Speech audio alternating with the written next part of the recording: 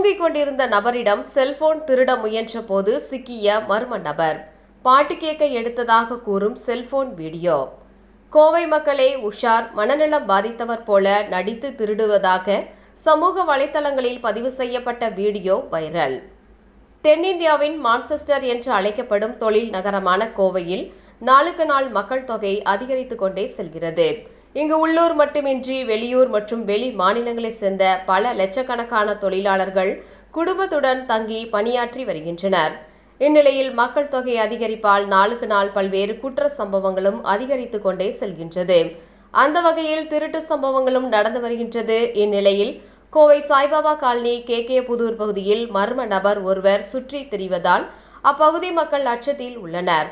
பழைய இரும்பு பொருட்கள் தேடுவதாகவும் மனநலம் பாதித்தவர் போல நடித்து வீடுகளிலும் வாகனங்களிலும் வைக்கப்பட்ட மொபைல் மற்றும் பிற பொருட்களை திருடி வருவதாக கூறப்படுகின்றது. யாராவது அவரிடம் விசாரித்தால் இதுதான் என் வேலை, இதுதான் என் வாழ்க்கை என்று பேசிய வீடியோ வெளியாகி உள்ளது. இதனால் அந்த பகுதி மக்கள் அனைவரும் அவரிடமிருந்து எச்சரிக்கையாக இருக்கும்படி அறிவுறுத்தப்பட்ட வீடியோ சமூக வலைதளங்களில் பதிவு செய்யப்பட்டுள்ளது. அந்த வீடியோ காட்சிகள் சமூக வலைதளங்களில் வைரலாகி வருகிறது.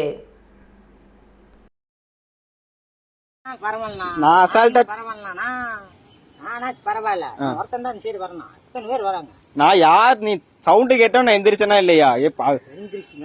அது எப்படி தூங்கிட்டு இருந்தா போன் எடுக்கலாம்? நாங்களே எல்லாம் கஷ்டப்பட்டுட்டு நைட்டு என்ன தெரியாது? இரும்பு பொறுக்கிறவன் எதுக்கு வந்து போன் எடுக்கிறேன்னு நான் கேக்குறேன். இரும்பு பொறுக்கிட்டு போக வேண்டியதாண்டா.